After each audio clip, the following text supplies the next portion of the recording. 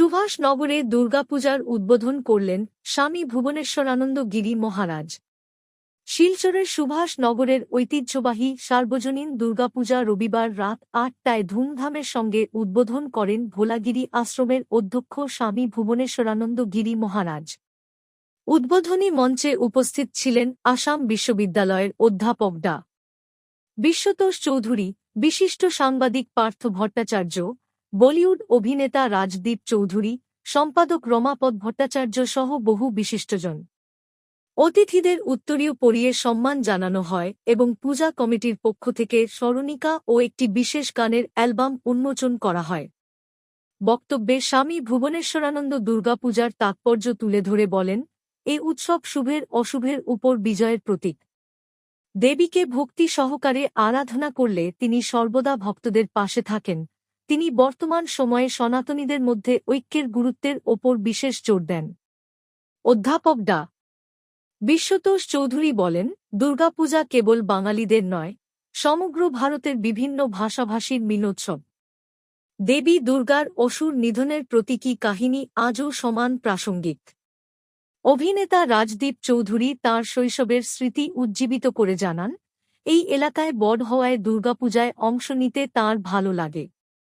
অনুষ্ঠানটি পরিচালনা করেন সর্বাণী চৌধুরী ও সঞ্চিতা আচার্য। এছাড়া উপস্থিত ছিলেন ফজল আচার্য, অন্তু চৌধুরী, অনিতা দাস চৌধুরী, কল্যাণী ভট্টাচার্য প্রমুখ। দেবীর আগমনে মুখরিত হয়ে ওঠে সুভাষনগর, আর সর্বত্র বেজে ওঠে আনন্দময়ীর আগমনী সুর। শুটিং এ আছি, এর মধ্যে আমার দুটো ফিল্ম চলছে। এখানে একজন শঙ্কু দাদা আছে, রিপোর্টার, যিনি আমার অনেকটাই ক্যারিয়ার ফলো করেন। আমার বলিউডে 7টা ফিল্ম রিলিজ হয়ে গেছে। এখন একটা ফিল্ম ট্রাইব্যাকা, যেটা রবার্ট ডিনিরোর ফিল্ম ফেস্টিভ্যাল আমেরিকাতে সিলেক্ট হয়েছে। তাছাড়া আমার অ্যামাজনে আরশাদ ওয়ারসির সাথে ফিল্ম আসছে। কমল হাসানের মেয়ে অক্ষরা হাসানের সাথে আমার লিড রোল, জিওতে আমার ফিল্ম আসছে লিড রোলে। সো ফিল্ম ইন্ডাস্ট্রিতে আমার চলছে। তাছাড়া ক্রিকেট যেটা বলছিলাম, অ্যাকচুয়ালি লর্ডস কমন্স যেটা পার্লামেন্টারি ক্রিকেট টিম হয়, ওটার ক্যাপ্টেন আমি। So it's a very prestigious thing. But আমি আমার বন্ধুকে সাপোর্ট করতে এসেছি, বিকজ আমাদের এত মেমোরিজ। আমার শ্রী শ্রী দুর্গা মায়ের ষষ্ঠী বোধনের সন্ধ্যায় সুভাষনগর কলেজ রোড দুর্গাপূজা কমিটির উদ্বোধনী পর্বের সভাপতি এবং আমাদের এবারের দুর্গাপূজা কমিটির সভাপতি রমাপদ ভট্টাচার্য, আমাদের প্রধান অতিথি ভোলানন্দগিরি মহারাজের আশ্রম থেকে এসছেন, যিনি অধ্যক্ষ, এবং মঞ্চে উপস্থিত সময়ের জন্য মাথায় রেখে প্রত্যেককে আলাদা করে সম্ভাষণ জানাচ্ছি না, এবং উপস্থিত যারা, তাদের প্রত্যেককে যথাযোগ্য সম্মান জানিয়ে বেশি কথা বলার এখানে অবকাশ নেই, কারণ তীব্র গরম, প্রত্যেকেরই শরীর দিয়ে অসাধারণভাবে জ্বালিয়ে পুড়িয়ে ঘাম ঝরছে। শুধু দুর্গাপূজার সন্ধ্যা না হলে কেউ এখন এখানে মাঠে ভিড় করে থাকতেন না, নিশ্চিতই ঘরে থাকতেন।